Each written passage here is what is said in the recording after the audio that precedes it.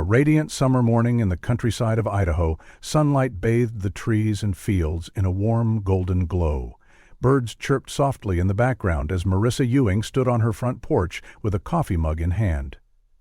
Her teenage daughter, Adrienne, finished tying her sneakers and attached a leash to their golden retriever, Buddy. They were headed out for their usual early morning walk, a peaceful ritual that had become routine in their family. Marissa waved to them, watching as Adrienne and Buddy disappeared down the dirt path leading toward the tree-lined road. She had no idea that moment would be the last time she would see either of them. When they didn't return within the hour, Marissa's mild concern gave way to full-blown panic.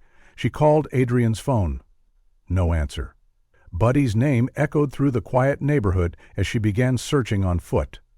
Within hours, local authorities were involved. Search teams canvassed every trail and ditch, dogs sniffed for scents, drones scanned from above, and volunteers combed the surrounding woods and open spaces. But no trace was found, not a scrap of clothing, not a paw print. Adrienne and Buddy had vanished. Weeks passed with no progress. The days blurred together. The case, once considered urgent, slowly lost momentum. No new leads emerged.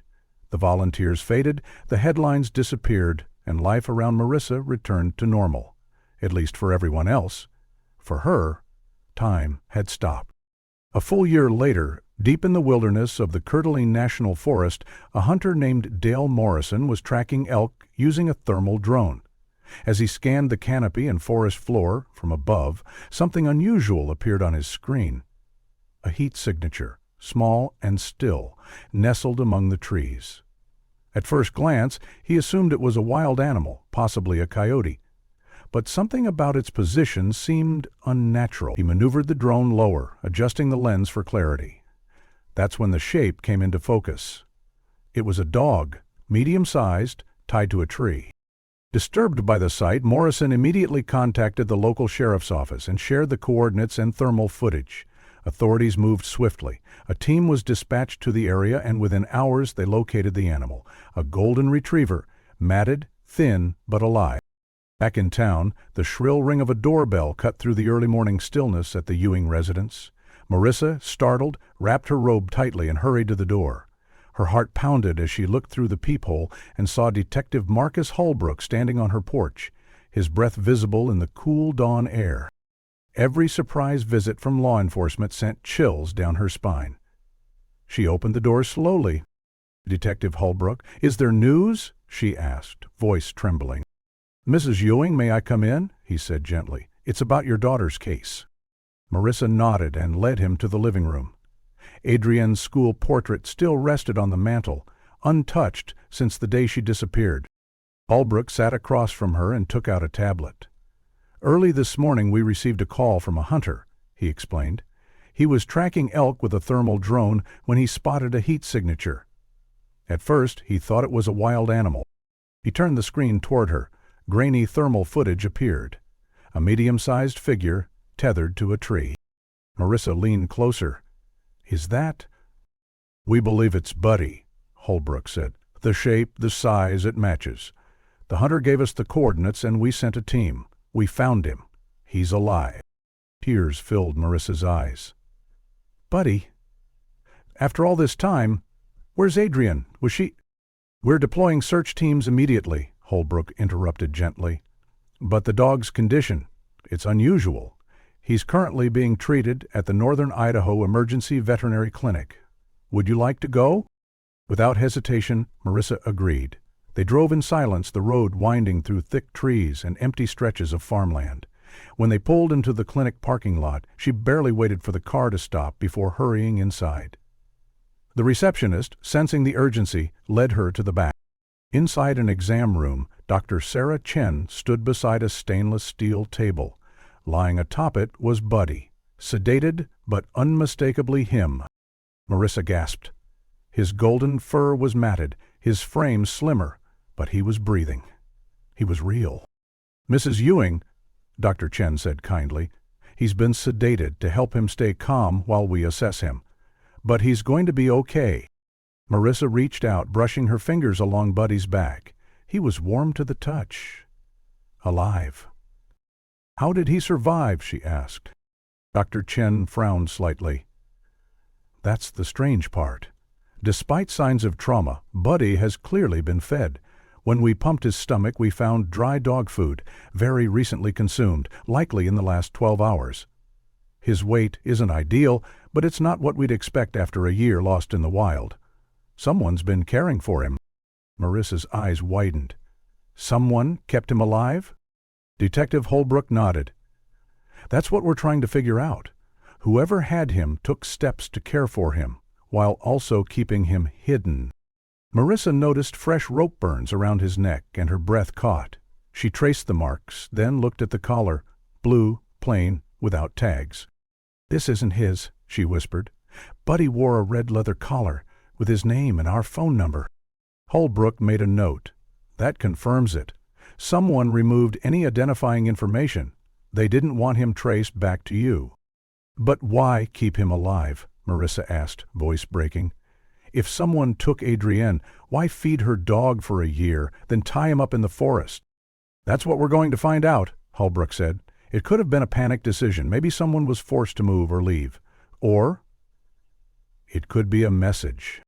"A message," she repeated, eyes narrowing. "It's possible," Holbrook said. "Someone might be trying to say something without being seen. Or they're unraveling. The fact that Buddy is alive tells us someone made deliberate choices, and they're not finished." Dr. Chen stepped closer. "There's more. Buddy's body shows signs of minor injuries consistent with confinement, but no major untreated wounds. Whoever kept him didn't want him to suffer. It's complex." Marissa sat down slowly, her fingers still resting on Buddy's paw. "So someone was capable of cruelty and care." Holbrook nodded. "Exactly." The room was silent except for the hum of medical equipment and Buddy's soft breathing. After a moment, Marissa looked up. "I want to go to the forest." Holbrook shook his head. "Not yet. It's an active scene, but once it's secured, I'll take you there myself. I promise." She gave a faint nod. "Please, keep me informed. Every step. You have my word." He turned to leave, pausing in the doorway. "This could be the break we've been waiting for. We won't stop until we find answers." As the door closed, Marissa leaned closer to Buddy, her cheek brushing against his fur. Tears streamed down her face. Against all odds, he had come back. And maybe, just maybe, he had brought hope with him. Just 2 years earlier, Adrienne and Buddy had been inseparable.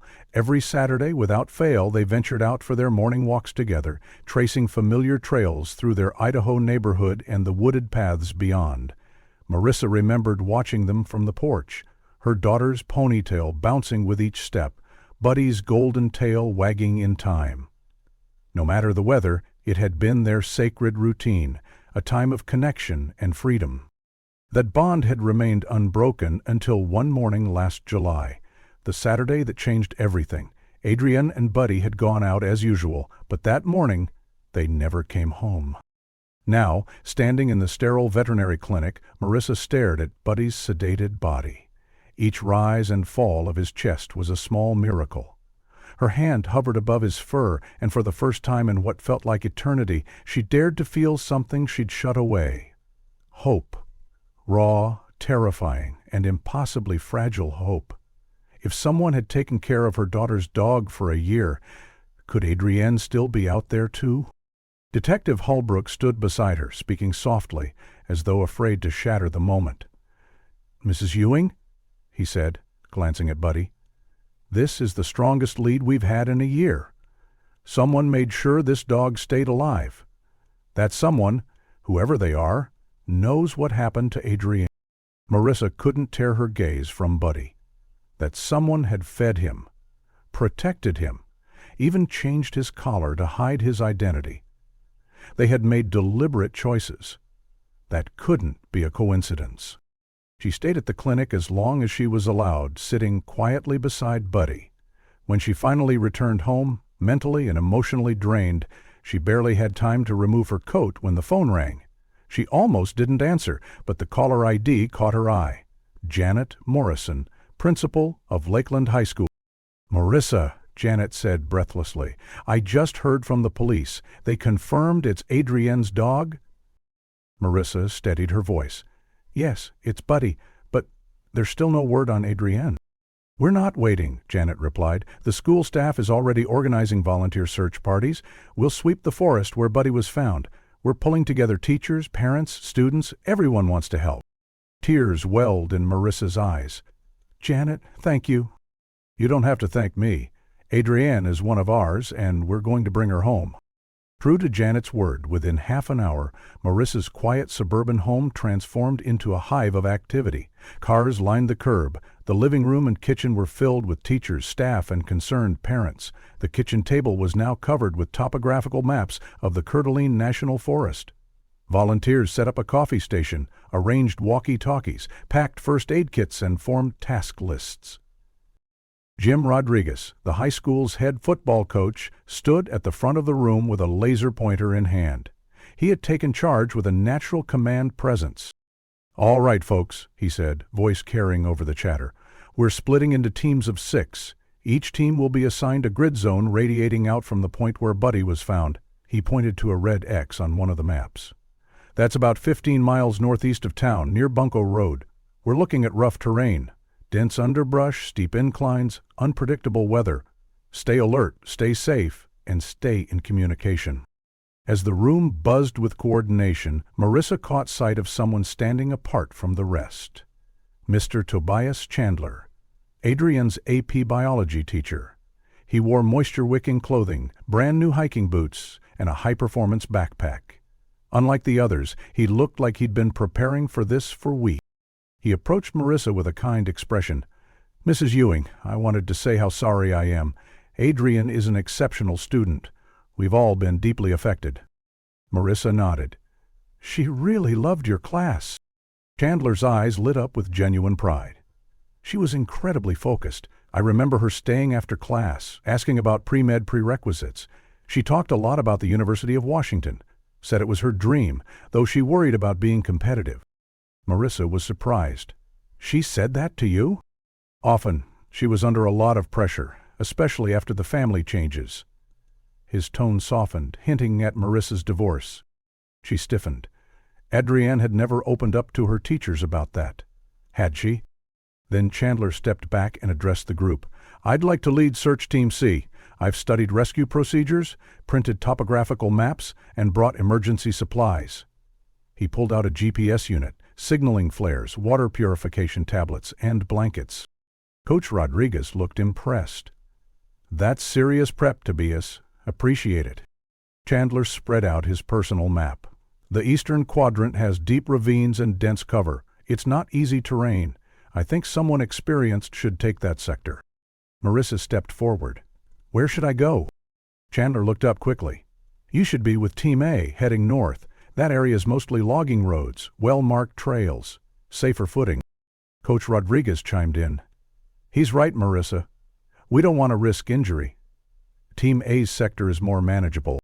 Marissa nodded slowly, though something about Chandler's insistence struck her as overly cautious. Why steer her away so quickly? She didn't press the issue. The room was already in motion, teams forming, radios checked, supplies loaded into cars. Chandler moved through the crowd with precision, distributing maps and gear to his team. For a science teacher, he was remarkably well-versed in wilderness logistics. Marissa couldn't shake the feeling that he had been waiting for this opportunity. As Chandler passed her on his way to the door, he paused. His hand touched her shoulder lightly. "We'll find her, Mrs. Ewing. Adrienne deserves to come home." Marissa nodded again, feeling the weight of hope pressing against the walls of her chest. She watched as the teams gathered for one final briefing. A moment of silence passed as they all checked gear and transportation. Marissa found herself back at the kitchen table, sitting next to Chandler as he reviewed his map. "There's an old fire watch tower here," he said, pointing to a dot on the page. "If there's any vantage point in the eastern grid, it's that one. Could be worth checking." Marissa leaned in. "You've mapped out a lot of detail." "I've been following the case closely," he replied, "studying the area since last year."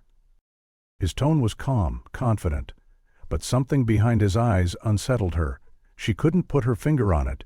The way he had already highlighted landmarks, the precision of his plan. It was all too polished, too ready.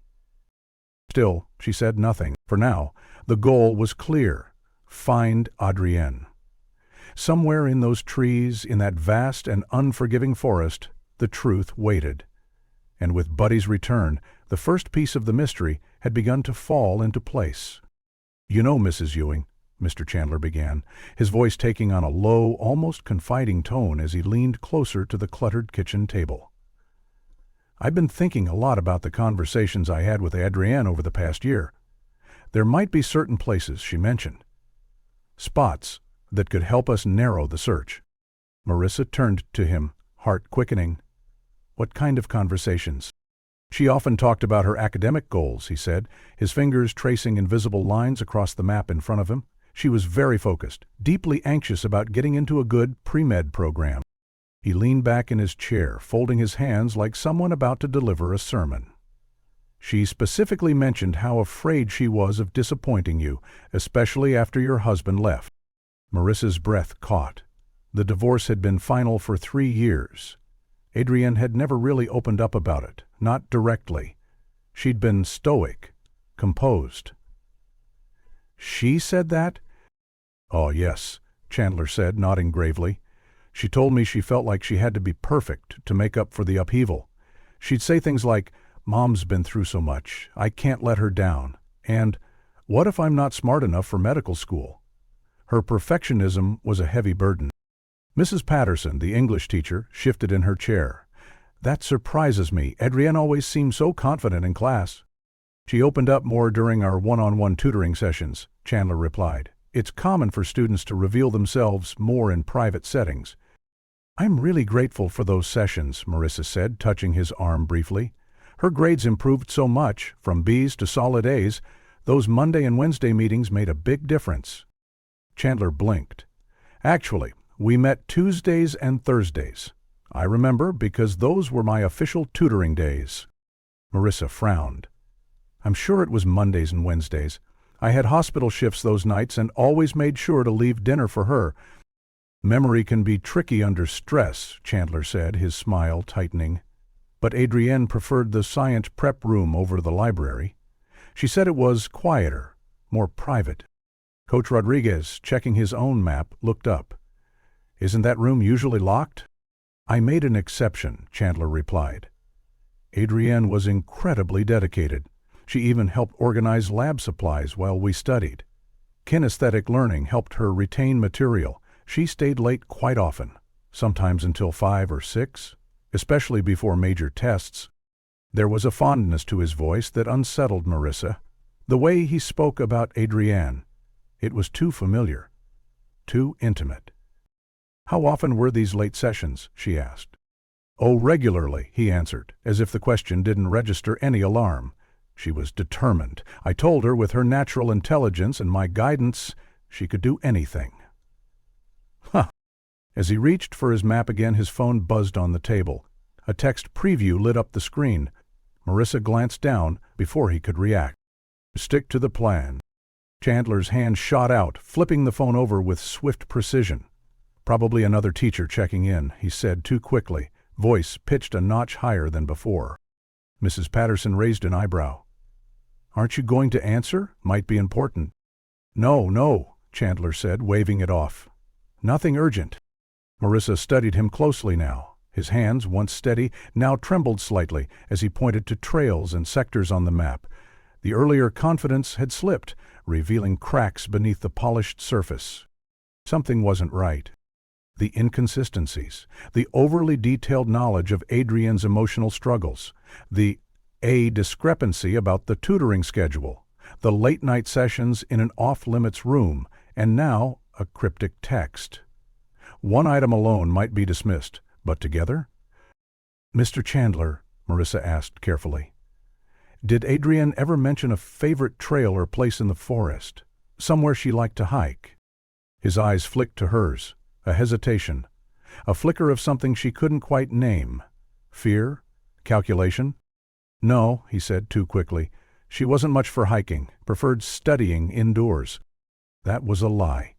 Adrienne had loved the outdoors. She'd been on the trail team sophomore year. Hiked nearly every weekend the weather allowed. Marissa had photos of her daughter on scenic ridgelines and forest paths, always beaming, always alive with energy. Either Chandler didn't know her as well as he claimed, or he was hiding something.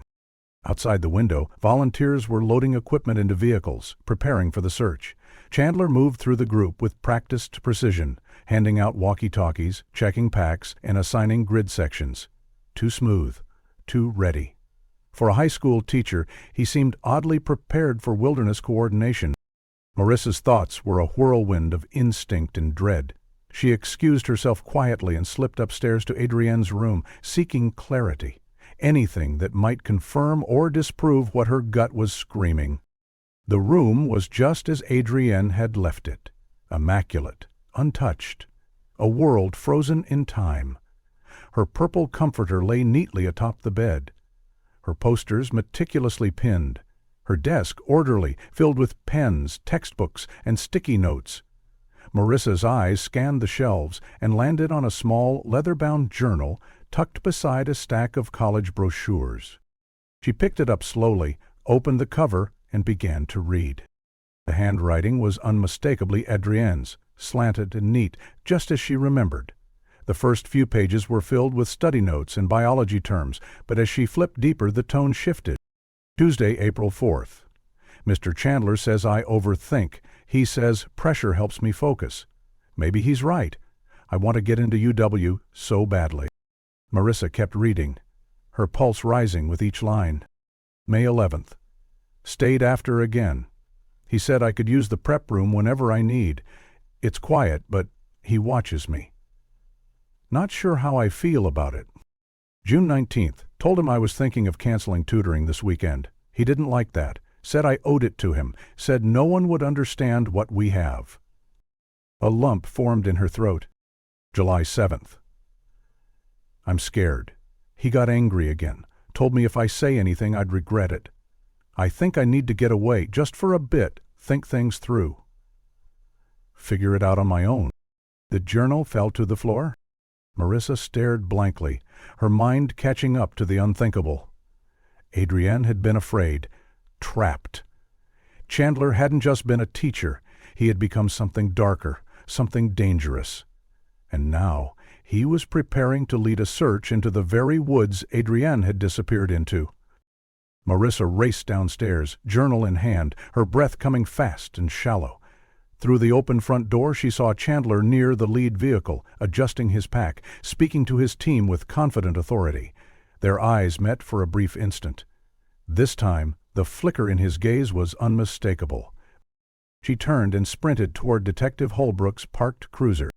"Detective," she called, waving the journal. "You need to read this. Now." Holbrook came over quickly, concern rising in his expression as she shoved the journal into his hands. He flipped through the pages, his face hardening with every line. Marissa didn't need to say another word. Holbrook nodded, his eyes already shifting toward Chandler. "Stay here." And then he moved, his hand brushing over the radio at his belt. As the detective crossed the driveway, Marissa stood frozen, her heart pounding, her daughter's words echoing in her mind. She hadn't imagined it. Adrienne had tried to warn someone. She'd left behind clues. And now, finally, someone was listening. The search for Adrienne wasn't just a rescue mission anymore. It was a pursuit of truth, and it had just turned into something far more dangerous. Adrienne's bedroom was a time capsule, untouched since that summer morning. The bed still wore its soft purple comforter, the one she'd carefully chosen for her 16th birthday. Everything else in the room remained just as she had left it. Her laptop sat closed on the desk, next to a cup brimming with sharpened pencils and highlighters. Textbooks were stacked in size order on the shelf above, their spines aligned with obsessive neatness.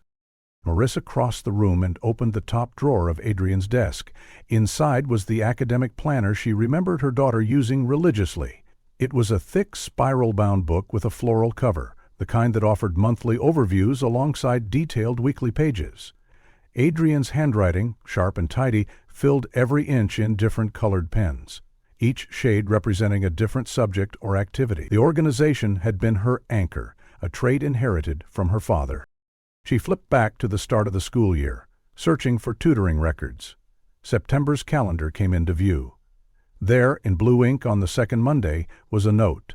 Science Help, Mr. C. 330, room 214. Marissa's brow furrowed.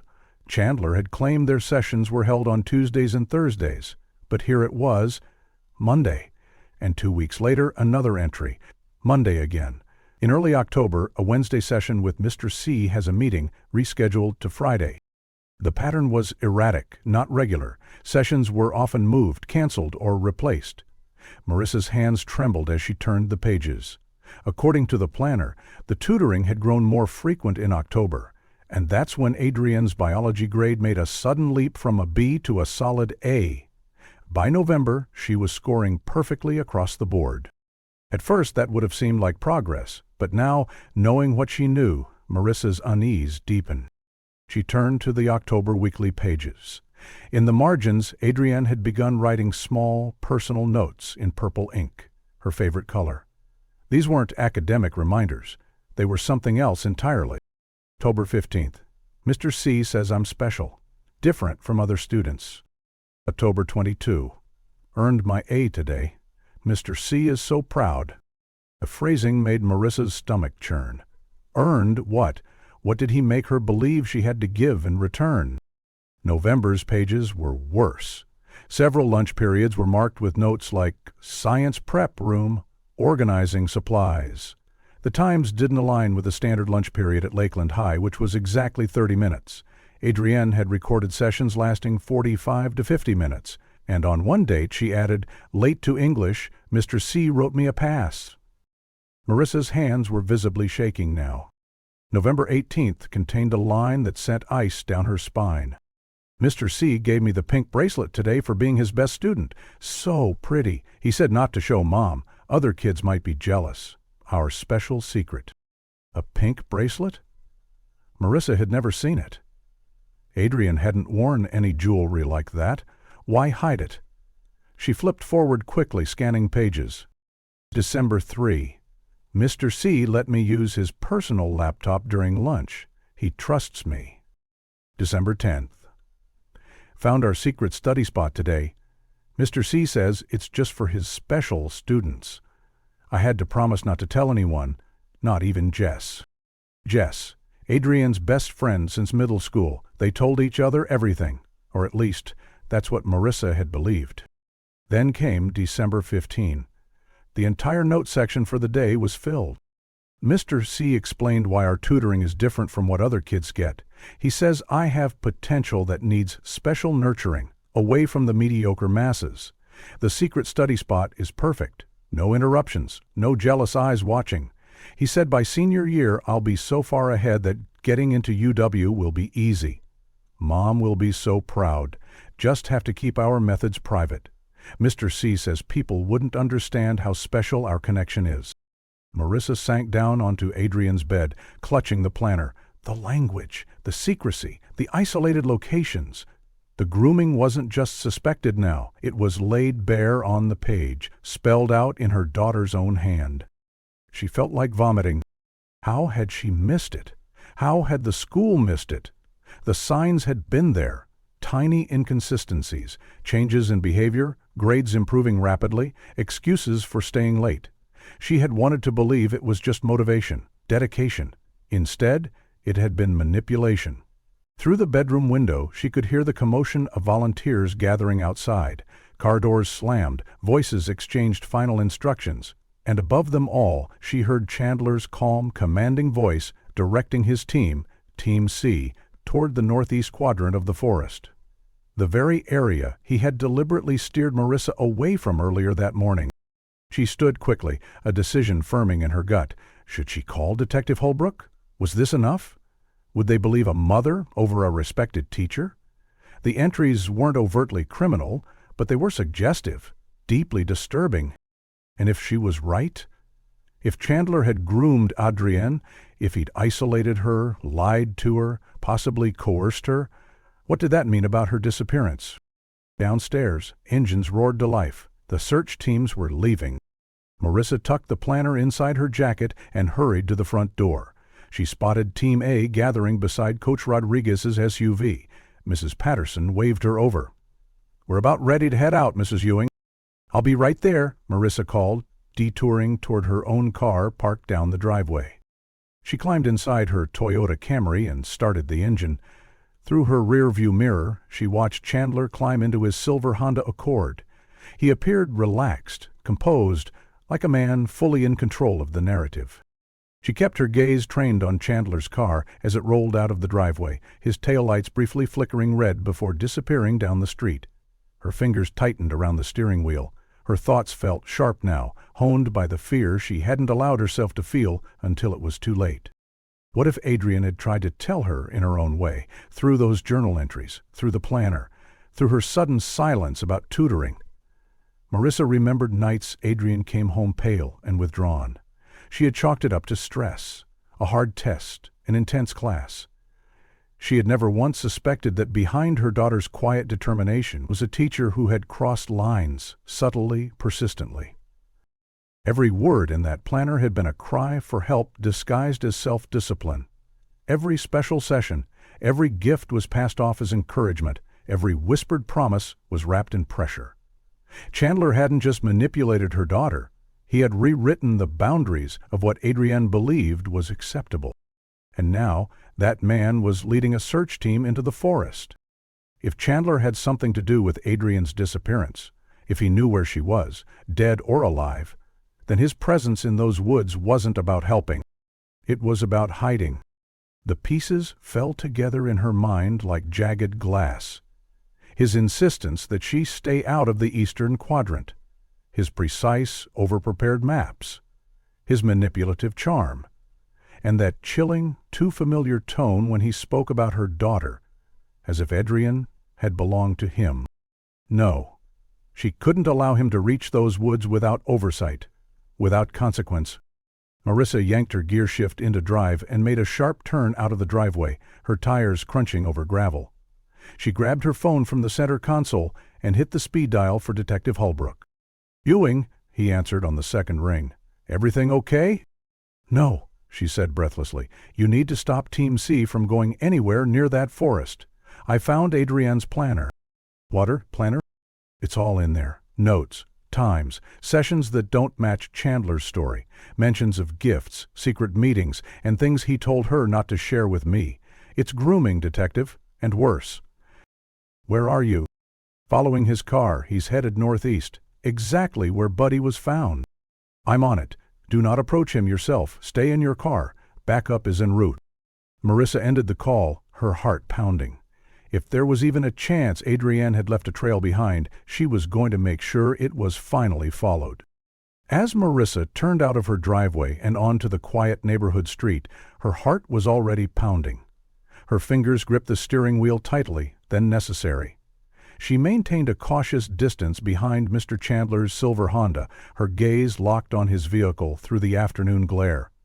He turned south onto Highway 95, completely opposite from the direction his search team had supposedly been heading. Her breath caught. Why was he going south, away from Bunko Road? She kept 2, sometimes 3 cars between them, using every trick she'd learned from years of hospital night shifts, how to observe without being observed. The Sunday traffic was sparse, but just enough to keep her hidden. About 3 miles down Highway 95, Mr. Chandler unexpectedly turned into a gas station. Her heart seized. Without slowing, she continued past, daring only a fleeting glance into her side mirror. He stepped out of his car slowly, glancing around the lot with a wariness that set off alarms in her mind. His head moved left, then right. He wasn't getting gas. He wasn't checking his tires. He was looking for someone. Someone who might be following him. Marissa turned into a McDonald's lot a quarter-mile farther down, pulling into a space that gave her a view of the road. Her pulse thudded in her ears. 5 minutes ticked by. Then she saw it. His silver Honda merging back onto the highway, continuing south. She waited until 3 other vehicles separated them before resuming the pursuit, blending in like just another Sunday driver. They drove another 2 miles in silence before Chandler made a second unexpected move. this time pulling into the crumbling gravel lot of an abandoned fruit stand. Weeds curled up through the slats of the sagging wooden structure. Marissa's instincts screamed. This wasn't a pit stop. This was surveillance. She ducked down a rural side road, half shielded by pine trees, stopping just far enough to remain out of view. From her glove compartment, she grabbed a pair of binoculars. Adrienne's, from her brief obsession with birdwatching. With shaky hands, Marissa focused on the Honda. Inside, Chandler wasn't moving. He sat motionless behind the wheel, eyes flicking to his mirrors, scanning the tree line, watching, waiting. Paranoia rolled off him in waves. After a full minute, he finally pulled back onto the road, accelerating slowly. Marissa let him get a head start before pulling back into traffic. Her mouth was dry. Every nerve in her body screamed that she was chasing something bigger than she'd been prepared for. Minutes later, he turned onto Rimrock Road, a narrow, two-lane route that curved west toward the outer residential edges of town. She knew the area well. Older homes, some dating back to the 1900s, were scattered among stretches of forest and empty lots. The deeper he drove, the less populated it became. She increased her following distance. The farther they got from town, the more conspicuous her car became, but Chandler didn't seem to notice, or if he did, he gave no sign. After 4 miles, she saw his turn signal flash. He turned onto a gravel driveway lined with overgrown rhododendrons. She didn't slow. Instead, she continued another quarter-mile down the road, where she pulled off onto a shoulder behind a dense patch of Douglas firs. Her phone showed a decent signal. Her fingers shook as she typed the address she'd glimpsed on the rusted mailbox, 4847 Rimrock Road. It took forever for the county assessor's website to load, but when it did, the name chilled her blood. Owner, estate of a Leonard Chandler. Date of death, November 2019. Beneficiary, Tobias Chandler. The pieces clicked into place. His grandmother, the woman who'd raised him, a former schoolteacher, according to the obituary she quickly found online. The house had been in the Chandler family since 1947. And then another search. Zillow's archive of property listings revealed more. The home had been listed as a rental in March 2020. But something had changed. The listing status had switched to temporarily off-market on June 15, 2023. Adrienne had vanished on July 8. Less than a month later, Marissa's breath stilled in her throat. She slipped out of her car, careful to stay low, and followed the tree line back toward the house on foot. From behind a thick screen of huckleberry bushes, she had a better view of the property. The house was well kept. The yard was trimmed. Paint was refreshed. It looked maintained. But there were newspapers on the porch, at least a week's worth, like someone had visited recently but wasn't living there permanently. Her eyes moved to the gravel driveway. Chandler's Honda sat near a detached garage, but there were other tire tracks, less recent, but fresh enough to suggest another vehicle had been there recently, driving toward the rear of the property. And the house itself? No lights on, despite the cloudy day. No movement, no sound. Still, Chandler had entered without hesitation. No knocking, no pause. He'd used a key. What was he doing here? He should have been leading a search team through the forest. Instead, he'd driven miles in the opposite direction to a property he owned quietly, one he'd taken off the market less than a month before Adrienne went missing. Marissa crouched behind the bushes, her phone clutched in her palm. Detective Holbrook's contact hovered on the screen, her thumb poised over the call button. What would she even say? That she'd followed a teacher based on a hunch? That she'd read some unsettling entries in her daughter's planner and chased him out here instead of helping with the search? What did she have, really? A teacher was visiting property he legally owned. A series of diary entries that suggested impropriety, but no proof.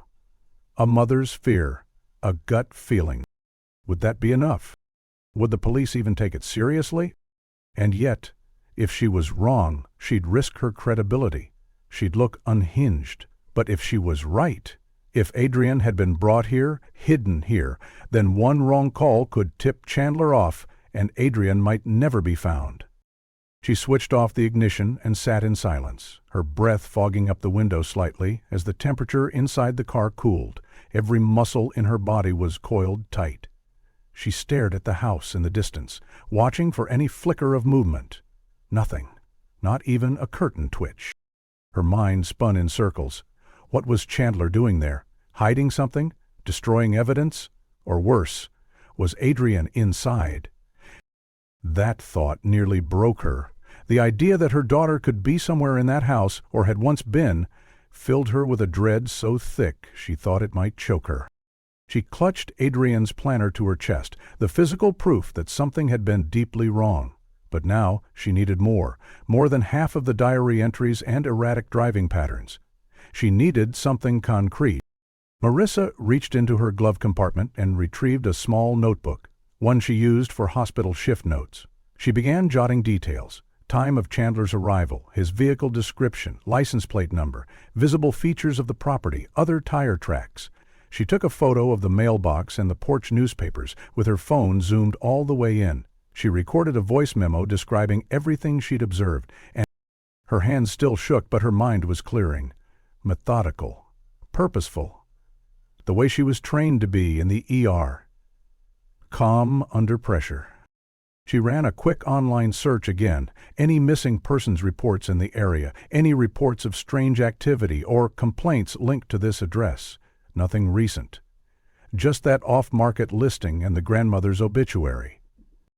If Chandler had taken Adrienne here, how? When? No one saw them leave together. No one saw anything unusual that day. But Buddy had survived somehow. Someone had kept him alive. What if Chandler hadn't worked alone? Her stomach turned. The idea of others being involved, or of a network, was too overwhelming to consider. But she'd come this far, and she couldn't afford to stop now. She returned to the binoculars and scanned the property again, this time checking the garage. A faint flicker? A shadow? Or maybe her nerves are playing tricks. She wasn't sure, but she kept watching. The silence pressed in, stretching the minutes like hours. She had no way of knowing how long Chandler intended to stay, but she wouldn't leave. Not until she was sure. Marissa's eyes darted across the landscape, searching for a place to hide her car. Then she saw it. A weathered barn with faded red paint, its roof partially caved in, leaning slightly to one side like an old man too proud to collapse. The dirt path behind it was riddled with deep tire ruts and shielded from the road by a curtain of trees. Perfect. She turned onto the path and eased her Camry behind the barn, shutting off the engine and holding her breath for a beat. Everything around her was still. The air smelled of pine needles and rain-soaked earth. The forest was thick here, towering Douglas firs and ancient cedars forming a wall of green that muffled sound and swallowed sunlight. She exited the car quietly, shutting the door with deliberate gentleness. Every sound felt amplified, every movement too loud. The forest floor, softened by recent rain, gave her some relief from crunching twigs. She moved slowly, weaving between trunks and underbrush, keeping low and hidden.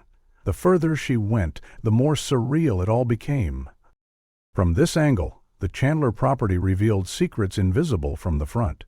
The land sloped downward toward the rear, exposing more of the house's foundation, particularly the basement level. Most of the windows had been sealed with thick glass blocks, opaque, impenetrable. Light could get in, but no eyes could see through. It was a strange choice for a basement, even stranger for what had once been a rental. But one window remained different. A small ventilation window, maybe 8 inches high and 2 feet wide, its glass still transparent. Curtains were drawn inside, but not perfectly. They didn't meet in the center, leaving a sliver of view. Marissa crept forward, ducking behind a sprawling rhododendron that had grown unchecked. Her pulse thundered, her palms were slick. She crouched until she was nearly lying flat against the damp earth. The window was barely a foot above ground, positioned like a secret hatch to some hidden world. She pressed her face to the glass, cupped her hands around her eyes, and peered through the gap. What she saw made her entire body go cold. Inside was a room that shouldn't have existed. It was unmistakably a classroom, or something trying very hard to be one. A whiteboard filled the far wall, covered in meticulous notes written in that distinct, angular handwriting Marissa recognized from Adrienne's returned assignments. A desk sat beneath it, stacked with textbooks and notebooks, and hanging on the back of the chair was Adrienne's purple backpack. Marissa's breath hitched in her throat. It was the same one with the small tear she'd repaired with a smiley-faced patch, the one Adrienne had slung over her shoulder on that final morning. Smiling, Buddy tugging on his leash beside her. Her eyes darted across the rest of the room. There was a small refrigerator in the corner, a microwave perched on top of it. A narrow bed was tucked along one stone wall, its sheets neatly made. PVC piping ran overhead, likely plumbing. A door, half ajar, suggested a private bathroom. This wasn't a classroom. It was a cell. The stone walls told a story. This had once been a root cellar, probably as old as the house itself. Now it had been converted into something clinical, controlled, a private learning chamber masquerading as a haven. A prison outfitted to resemble a schoolroom. And her daughter was down there. Movement caught Marissa's eye, shadows shifting near the edge of her view. Someone is descending the stairs. Then Mr. Chandler appeared, carrying a tray. A sandwich, a glass of milk, and an apple, sliced the way Adrienne liked it. He moved out of view, toward the space beneath the stairs, but Marissa could hear his voice through the narrow opening. "I brought lunch, turkey and Swiss, your favorite." A soft voice responded. A girl's voice, Adrienne's. Too quiet for the words to reach, but unmistakably her.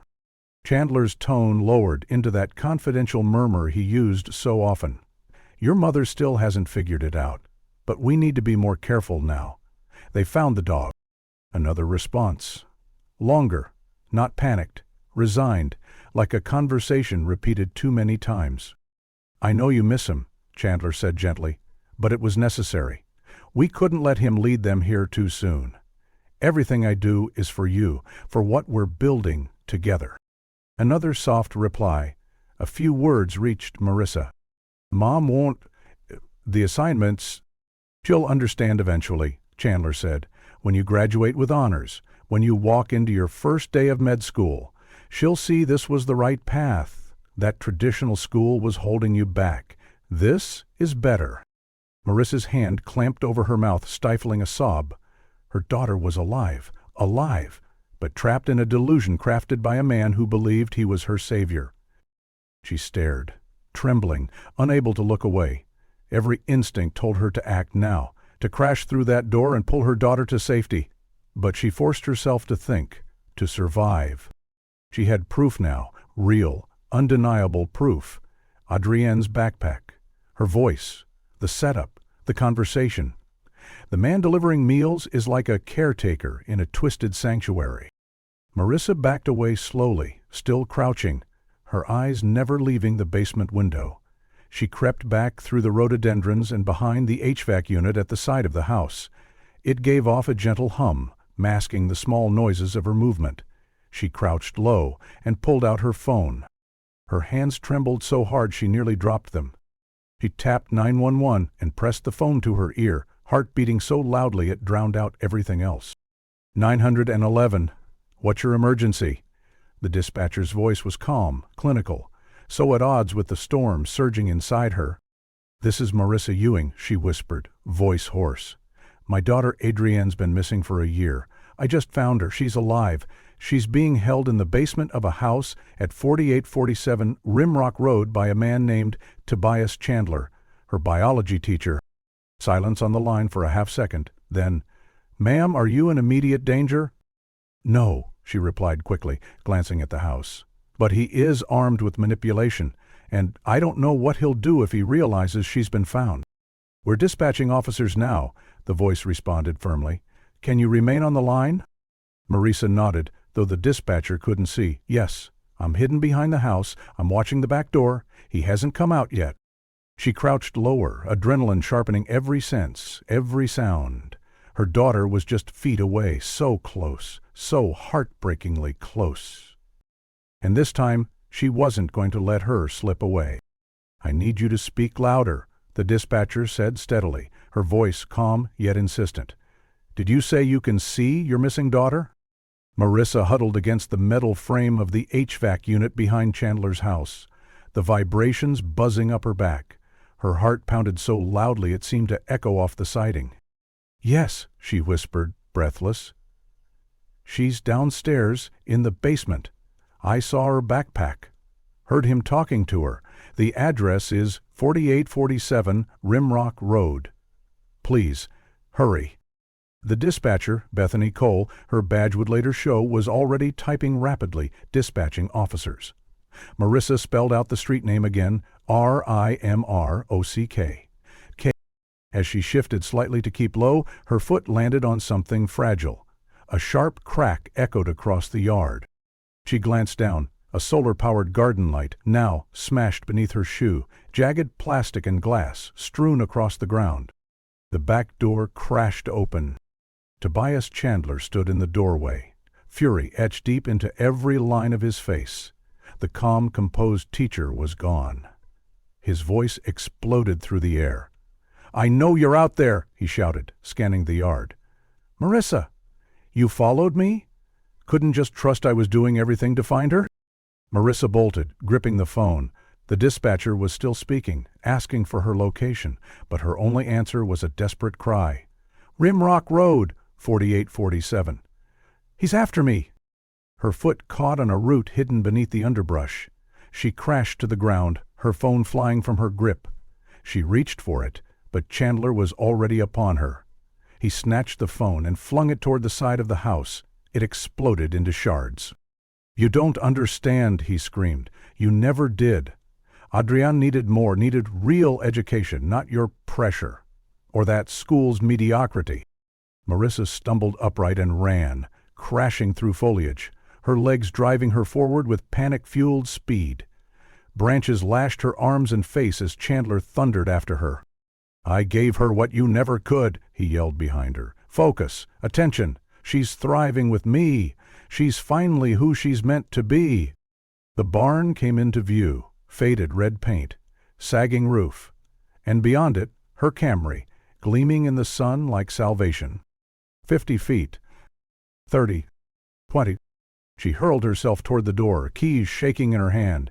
Chandler's steps grew louder. Almost there. She dove into the driver's seat and slammed the door just as he reached the car. His hand smacked the window with a thud. He pounded on the glass, eyes wild. "Ha! You wants to be here," he bellowed. "You'll ruin everything we've built." Marissa shoved the key into the ignition.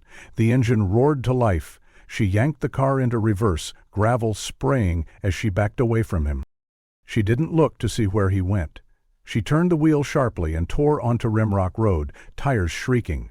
Her knuckles whitened around the steering wheel, lungs burning as her mind raced. Then, in the rearview mirror, she saw it. Chandler's silver Honda. He was behind her, chasing with manic determination. She veered right at Cedar Lane, barely making the turn. Her tires bumped over the curb, but she pressed forward. Still, he followed. Through quiet neighborhoods she tore, blowing stop signs, careening around corners. Maple, Third, Pine. Still with her. Highway 95 loomed ahead. She swerved into traffic, horns blaring. Chandler surged in behind, swerving past a pickup truck. Traffic helped her. She darted through gaps. He got stuck behind an RV. Gone, finally out of sight. She ducked into a Walmart parking lot, driving deep into the corner and wedging her car between two tall delivery trucks. Heart hammering, she cut the engine and slumped down, completely hidden from the road. Her phone was gone. She didn't know if the dispatcher had enough, but she hoped. She prayed. 20 minutes crawled by. Then, a cruiser turned onto Rimrock Road. Officer James Wright spotted the silver Honda parked crookedly outside 4847. He called it in. 2 more units approached, ready to move. Chandler saw the flashing lights too late. He tried to reverse, but Wright blocked his path. "Step out," barked an officer. Chandler slowly obeyed, hands in the air, pale, sweating. "You don't get it," he muttered. "She needs me. I'm the only one who ever understood her potential. You'll ruin her." They cuffed him. Inside the house, officers searched. Upstairs, it looked ordinary, nothing suspicious. But in the basement, Deputy Martinez spotted something odd. The water heater was shifted. "Door here," she called out. Hidden behind it, a panel painted to match the wall, a reinforced lock, One of Chandler's keys fit. Beyond it, a narrow hallway, then a steel door with a bolt on the outside. Officer Wright approached and knocked. "Adrian, it's the police. We're here to help." Silence. Then a creak. The door opened. Inside was exactly what Marissa described, a classroom within stone walls. And seated at the desk, pencil still in hand, was Adrian Ewing. Alive. She looked up, her eyes wide and blinking in the sudden light. "Mom?" she whispered. Marissa wasn't there yet, but soon she would be. While officers secured the house and radioed for EMS, Adrienne slowly stood up from the desk. Her movements were tentative, as if unsure her legs would carry her. She looked thinner, paler, but she was alert, conscious, alive. Deputy Martinez moved gently into the room, her hands open and non-threatening. "Adrian, you're safe now," she said softly. "We're going to take you home." Adrian stared at her, then nodded faintly, tears welling in her eyes. Is my mom okay?" "She's safe," Martinez assured her. "She helped us find you." Paramedics arrived minutes later, gently helping Adrian out of the basement, shielding her from the curious stares of nearby neighbors who had gathered as word spread. As she was lifted into the ambulance, Adrian's gaze scanned the crowd until it landed on a familiar figure, stepping cautiously out of a Walmart security vehicle. Marissa, pale and shaking, her eyes locked on her daughter. They met halfway.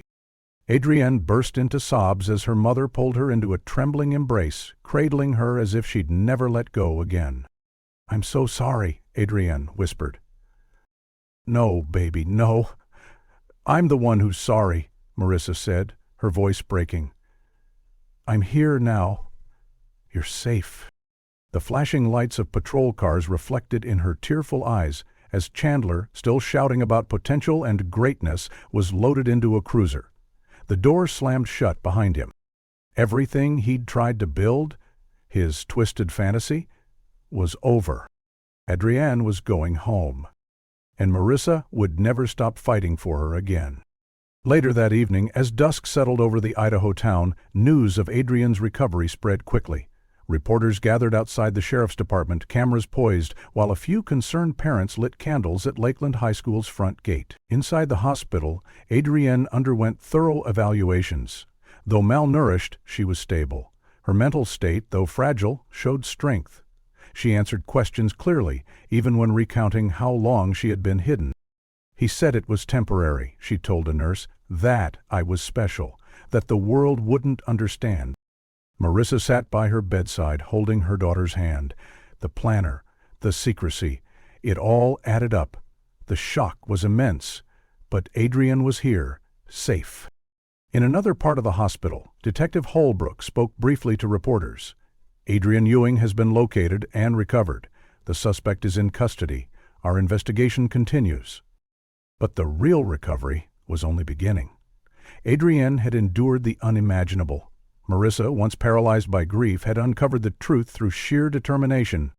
A nurse peeked into the room and whispered, "She can sleep now."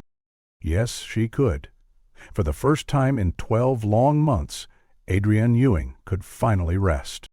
She raised her eyes to the officers, and their presence met with a hollow stare. Her face was washed out from spending a year without sunlight. Her frame was thin, though not skeletal, and she wore clean clothes that hung loosely on her.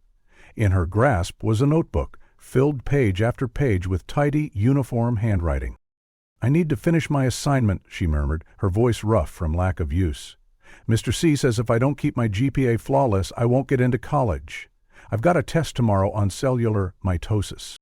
"Adrienne, you're safe now," Officer Wright said softly, stepping closer.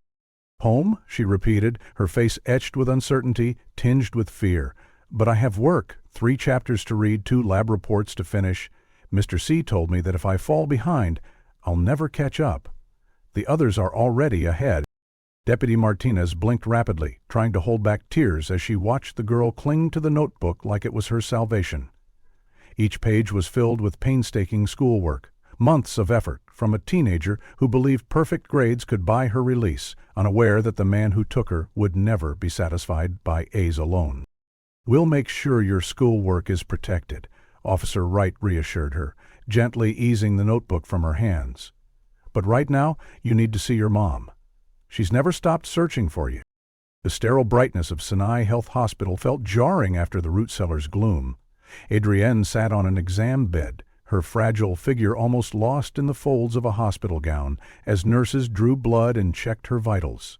Over and over, she asked about her study materials, whether anyone had brought her textbooks, if she could have a pencil and paper to work on calculus. 3 floors down, in a quiet interview room, Detective Marcus Holbrook sat across from Tobias Chandler. The teacher's formally composed demeanor had unraveled completely. His shirt was rumpled, his once-styled hair now limp across his forehead, and his hands were cuffed to the table. "I want to explain," Chandler said, desperation edging his voice. "People won't understand, but someone needs to hear it." Holbrook turned on the recording device.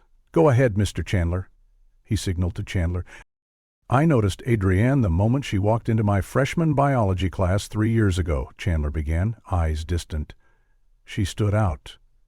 There was this hunger for approval, for perfection. Most kids are lazy or unfocused, but Adrienne, she paid attention to every word, took perfect notes, always stayed after class to ask questions." "When did things become inappropriate?" Holbrook asked, keeping his voice even. "I don't see it that way," Chandler responded. "I saw her potential, real potential. She was dealing with abandonment issues, with feelings of inadequacy. Her grades had slipped, mostly B's. She came to me one day, nearly in tears, worried about keeping her GPA high. I offered her help. I explained how, with extra assignments and personal guidance, she could get back to an A. She was thankful, eager to earn it." "You exploited her desperation," Holbrook said. "I gave her purpose," Chandler replied firmly. "At first, our lunch meetings were completely academic. She'd meet me in the prep room, and we'd go through the material, but she responded so strongly to praise, so intensely to being told she was unique. When I said she wasn't like the others, she lit up." Holbrook's tone hardened. "When did you first touch her inappropriately?" Chandler's face darkened. "It wasn't like that. It was a bond. During the anatomy unit, I placed my hand on her shoulder while explaining muscle groups. She didn't pull away. She leaned in. After that, the barriers softened. I'd rest my hand on her back, sit closer than necessary, hug her when she got perfect scores." "And the abduction?" Holbrook asked sharply. "That wasn't the plan," Chandler insisted, his voice rising. "But in late June, during one of our sessions, Adrienne said her mother might be taking a job in Spokane.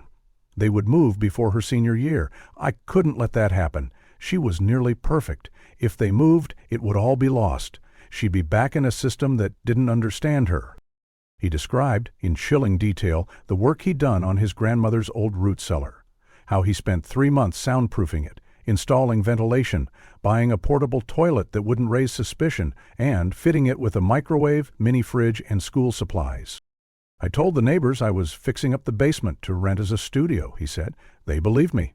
Why wouldn't they? I was just a dedicated teacher, improving the family home." "And the day she disappeared?" Holbrook prompted. "I knew her pattern. Saturday morning she always walked the Centennial Trail with her dog. Same time, same path. I waited near the bridge in the secluded stretch.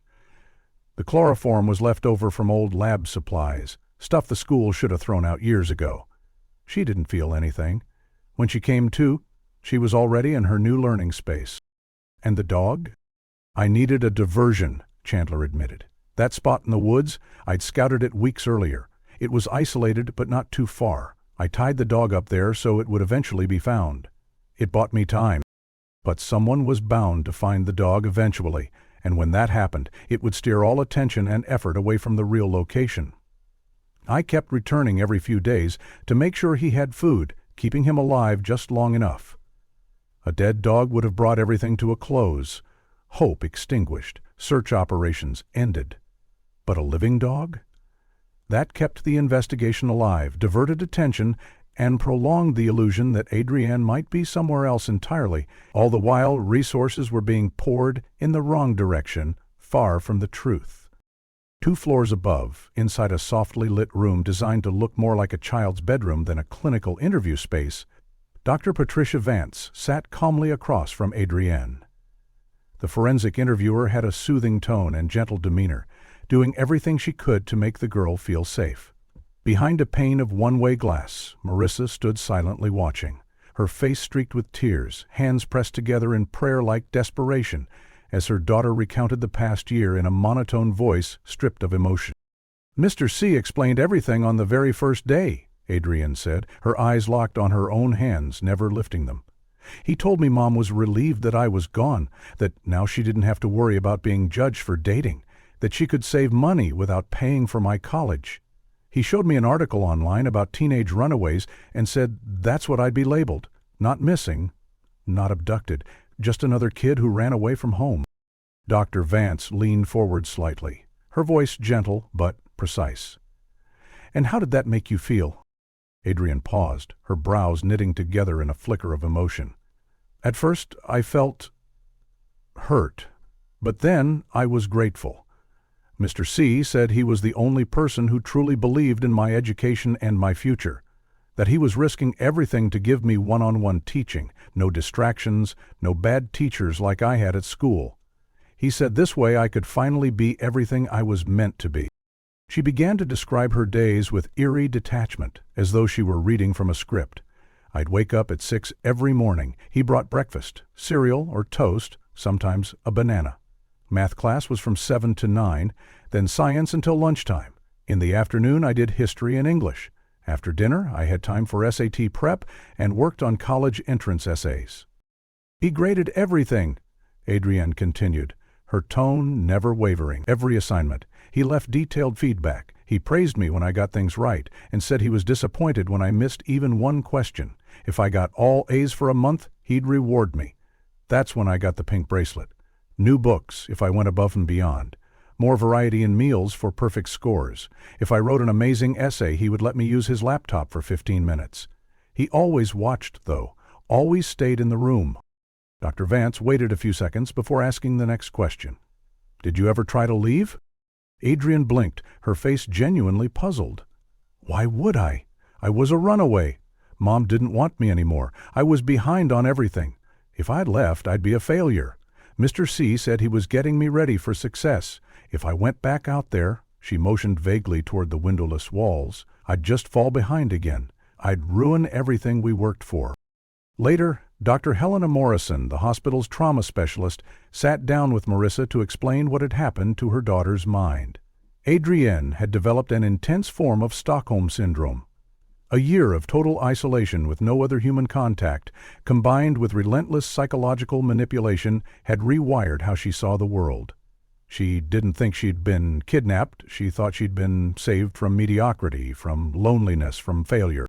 When they finally let Marissa enter the room, Adrienne looked at her with eyes full of confusion, eyes that were both painfully young and far too old. "Mom?" Her voice trembled, like she wasn't sure if what she saw was real. "Oh, sweetheart," Marissa gasped, rushing forward and cradling her daughter in her arms. "I never gave up, not once. I've been searching for you every day. I love you more than anything." At first, Adrienne stayed stiff in her arms, her body tense. Then, slowly, like spring thawing winter's grip, she softened. "He told me you were glad I was gone," she whispered, "that I was a burden, that I cost too much money, that you were happier without me." Marissa pulled back just enough to look her daughter in the eye. "Never, not for a single second. You are everything to me. I would have given up everything I had to bring you back." Detective Holbrook entered the room quietly, nodding to Dr. Vance before speaking. "We found it all," he said softly. "The pink bracelet, all the schoolwork, the essays she wrote explaining her gap year. He made her believe she was just doing independent study." The deception ran deep. Adrienne stepped back from her mother slightly, her eyes growing wide, filled with fresh anxiety. "You kept all the assignments, right? Everything I worked on?" "I need them for my transcripts. What if I can't get into college now? I've missed a year. Mr. C said homeschool would look even better on applications, But what if schools won't take it? What if I blew my chance? Marissa embraced her again, trying to calm the rising panic. She could feel how frail Adrian's body had become. But more than that, she felt how fragile her sense of self was. Her daughter had been broken not just in body, but in belief. She measured her worth entirely by grades, by academic achievement, by external validation. In that basement, love had come only with A's. Perfection had been the price of acceptance. Sailing from this, Dr. Morrison had told her, will be a long, winding road. Physically, she's safe, but emotionally, she's still in that basement. Marissa smoothed her daughter's tangled hair. We'll get through it, together, however long it takes. We'll figure everything out. You're safe now. That's what matters. But as she said it, she felt the tension still coiled in Adrian's body, felt the fear that maybe safety wouldn't be enough, not if it came without the perfect grades that had become the only identity she'd known.